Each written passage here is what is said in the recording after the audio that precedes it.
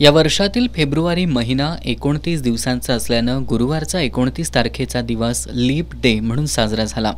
या दिवशी जन्मलेल्या बालकांच्या बाबतीत समाजात मोठं कुतूहल असतं।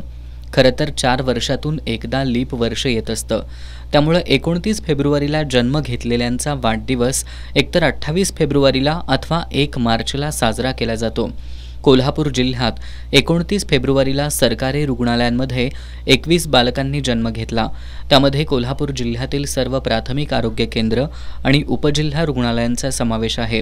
खासगी रुग्णालयांमध्ये देखील काही बालकांचा जन्म 29 फेब्रुवारी या लीप दिवसावर झाला। मात्र त्याची नोंद अद्याप सरकारी यंत्रणेकडे झालेली नाही।